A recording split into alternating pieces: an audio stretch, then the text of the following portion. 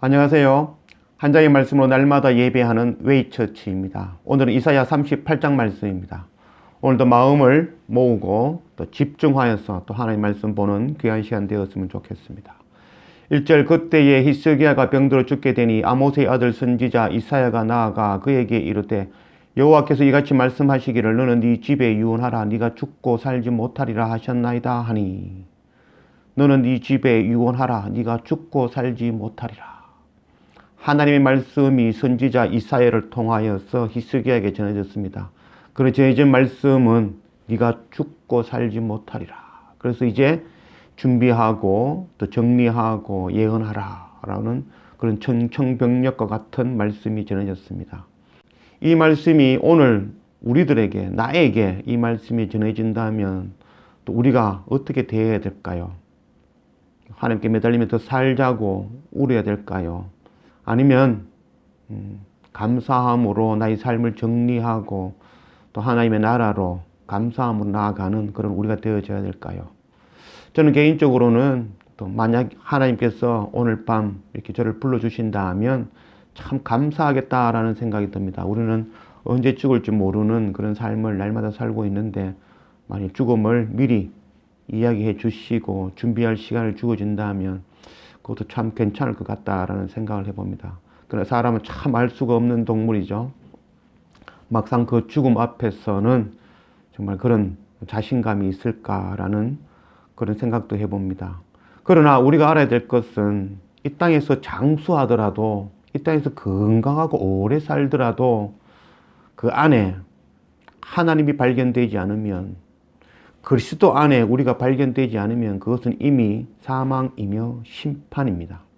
그러나 오늘 우리가 죽더라도 우리가 그리스도 안에 발견되어지면 우리 안에 하나님의 성막의 그 말뚝이 견고하게 박혀 있다면 그것이 곧 구원이며 영원한 생명이라는 것, 그것 잊지 않는 우리 모두 되었으면 좋겠습니다.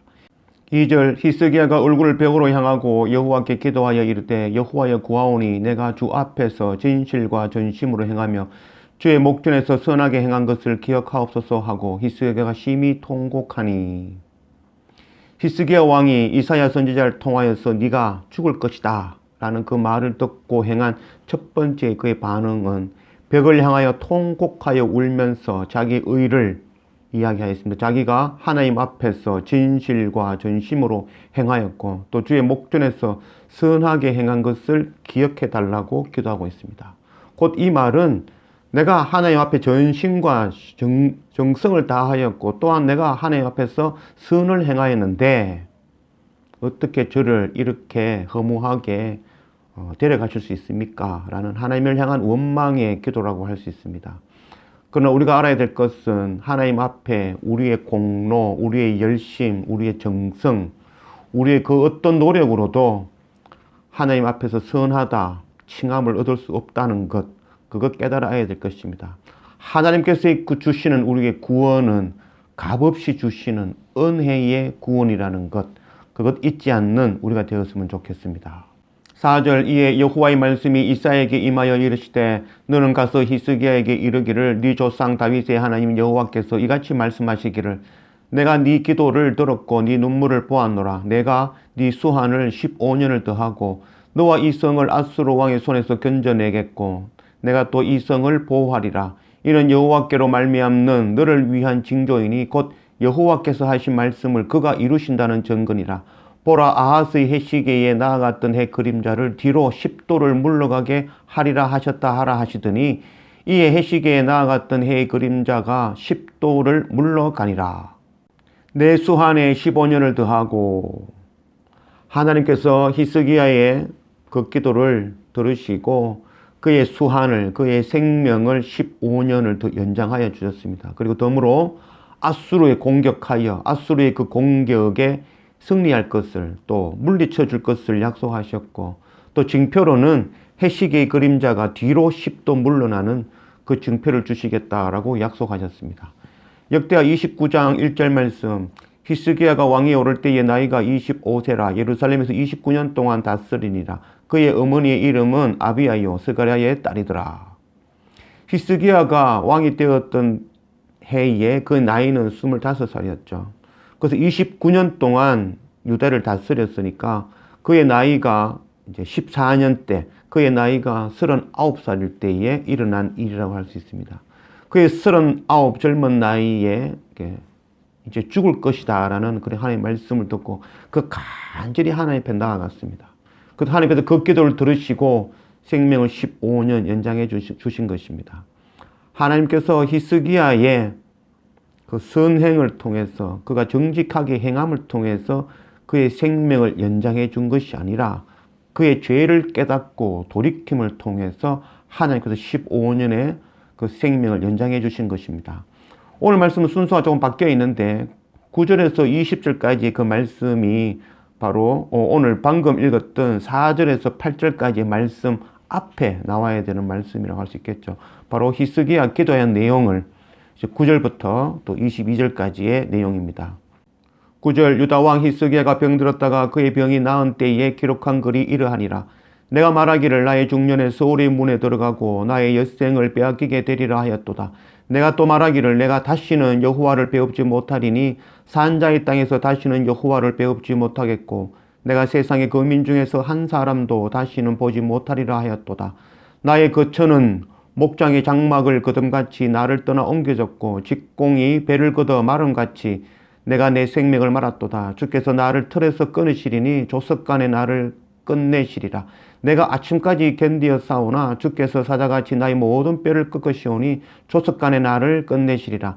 나는 제비같이 학같이 지저귀는 비둘기같이 슬피 울며 내 눈이 쇠하도록 앙망하나이다. 여호와여 내가 압제를 받사오니 나의 중보가 되옵소서.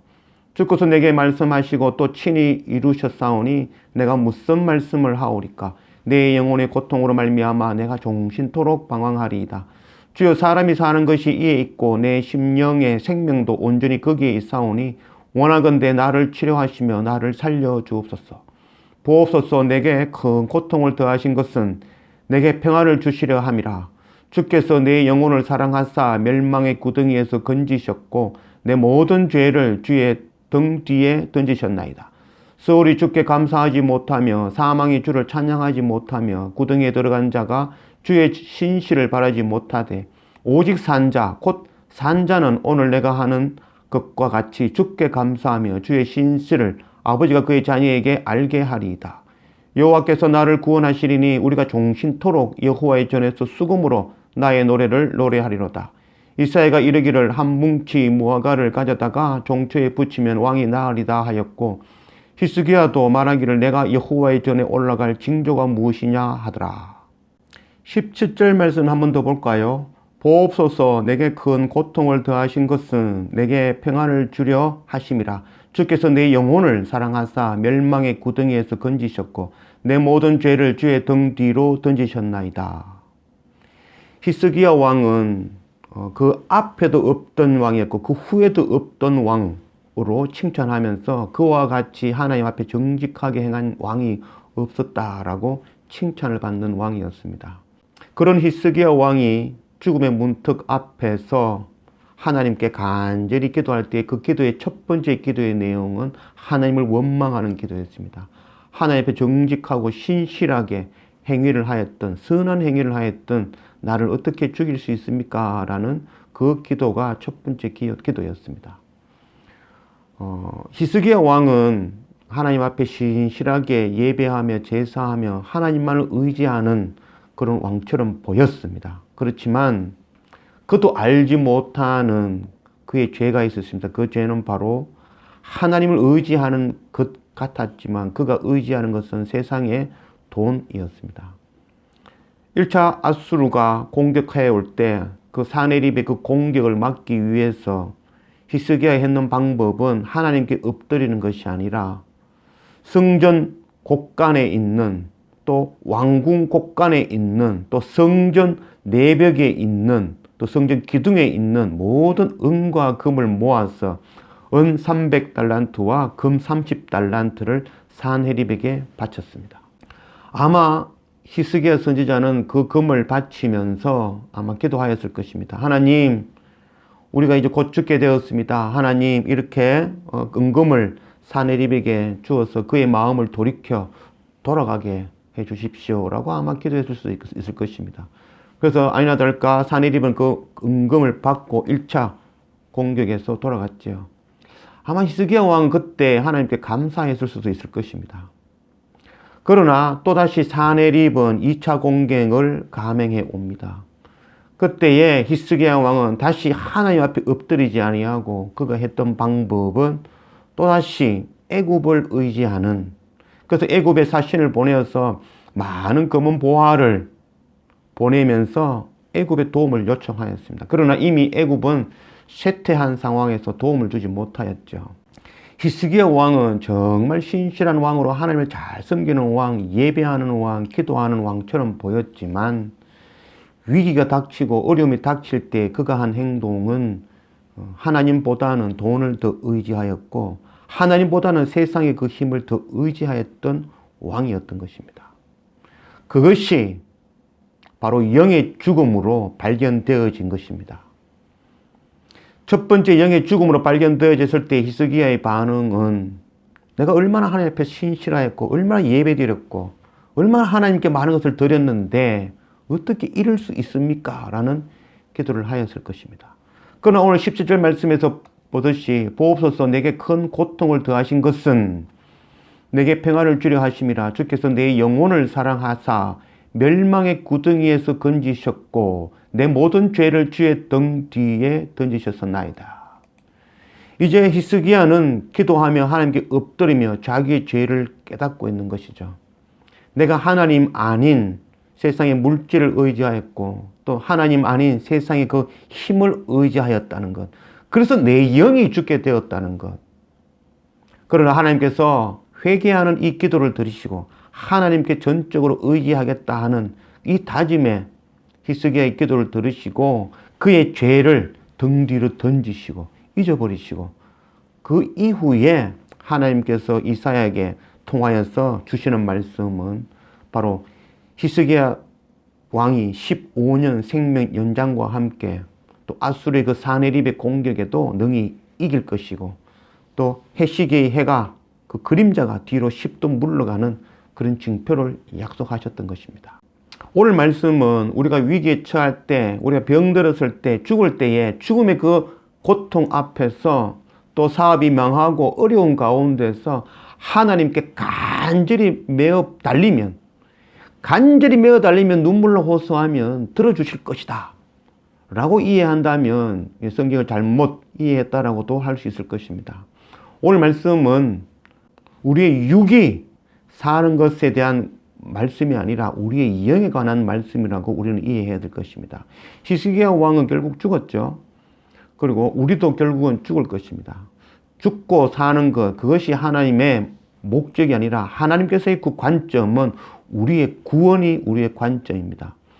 오늘 내가 죽더라도 내 안에 하나님께서 거하시면 우리가 그리스도 안에 발견되어지면 그것은 바로 영원한 생명이 되어질 것입니다. 그러나 우리가 이 땅에서 장수하고 오래 살더라도 그 안에 하나님이 없으면 그 안에 하나님의 성막이 그 단단하게 박혀있는 그 말뚝이 박혀있지 않으면 그리스도 안에 발견되어지지 아니하면 그것이 바로 심판이며 그것이 바로 멸망이라는 것, 그것을 가리키는 말씀입니다.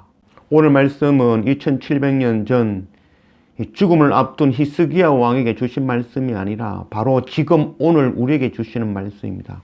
우리가 겉으로는 주일 성수하며 하나님을 잘 섬기고 예배하는 자와 같지만 또 11조와 각종 헌금으로 하나님께 드리는 그런 거룩한 자와 같이 보이지만 실상은 우리의 삶 가운데 우리가 구하는 것은 바로 세상의 그 어떤 돈이며 또 세상의 힘이며 또 세상의 지혜와 지식, 세상에 먹을 것, 입을 것 구하는 자라는 것, 그것을 지금 우리는 깨달아 알아야 될 것입니다. 이제 히스기야 왕은 자기의 죄를 깨달았습니다. 내가 하나님을 믿고 있다 했지만 실상은 은금을 의지하였고 또한 실상은 애굽을 의지하였다는 자기의 죄를 깨닫고 전적으로 하나님께 엎드리는 자로 돌이켰습니다. 아수르의 18만 5천 명의 대군이 예루살렘에 쳐들어왔을 때 그때 히스기야의 반응, 그의 행동은 성전으로 올라가 엎드리는 것이었습니다. 세상의 그 어떤 돈이나 그 어떤 군사나 힘을 의지하는 것이 아니라 하나님께 나아가 엎드리는 것이었습니다. 그리고 랍사게가 하나님을 비방하며 왕을 모욕할 때에 그때에 입을 다물라라고 이야기를 하였습니다.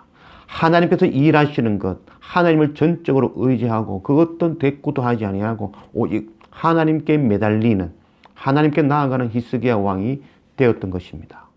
우리가 큰 고통을 당할 때에, 시험과 고난을 당할 때에, 그때에 우리를 돌아보는 그런 은혜를 구합니다. 그때에 내가 의지하는 것이, 내가 바라고 구하는 것이 무엇인지 우리를 돌이켜보며 오직 하나님께 매어 달리는 그런 우리 모두가 되었으면 좋겠습니다. 빌립보서 3장 말씀, 또한 모든 것을 해로 여기면 내 주 그리스도 예수를 아는 지식이 가장 고상하기 때문이라. 내가 그를 위하여 모든 것을 잃어버리고 배설물로 여기면 그리스도를 얻고 그 안에서 발견되려 함이니 내가 가진 의는 율법에서 난 것이 아니요 오직 그리스도를 믿음으로 말미암은 것이니 곧 믿음으로 하나님께로부터 난 의라. 사도 바울의 고백입니다. 사도 바울이 다메섹 도상에서 그 예수 그리스도를 빛 가운데 만나고 그가 한 고백이 이제 자기가 가진 모든 것을 잃어버리고 또한 배설물로 여기고 그 대신에 그가 얻은 것이 바로 그리스도를 얻고 또한 그가 그리스도 안에 발견되어지는 그 놀라운 은혜를 얻었던 것입니다. 하나님을 전적으로 의지한다는 것, 지금 우리가 가진 건 모든 것을 다 정리하고 버리고 포기하고 팔고 거지가 되라는 것이 말씀이 아니라 지금 우리가 가지고 있는 것 또한 우리가 지금 열심히 노력하고 공부하고 배우고 돈을 벌고 또 열심히 우리가 지식을 쌓고 최선을 다해서 뭔가를 하는 그 모든 것들, 사도 바울은 그 모든 것들이 예전에는 자기를 위한 것이었다면 주님을 만나고 이제 그 모든 것을 배설물로 여기고 그것들이 이제는 하나님의 나라와 의를, 하나님의 영광을 위한 것으로 방향이 바뀌게 되어지는 것입니다. 하나님을 전적으로 의지한다는 것, 그것은 지금 내가 죽으나 사나 우리가 그리스도 안에 발견되어지지 않으면 그것은 우리가 장수하지만 그것은 이미 심판이고 사망이라는 것, 그것을 깨달아 아는 것입니다. 이제 우리는 우리가 의지하는 그것 모두 내려놓고 배설물처럼 여기며 잃어버린 것으로 되어져서 이제 우리가 그리스도를 얻고 우리가 그리스도 안에 발견되어지는 우리 모두가 되었으면 좋겠습니다.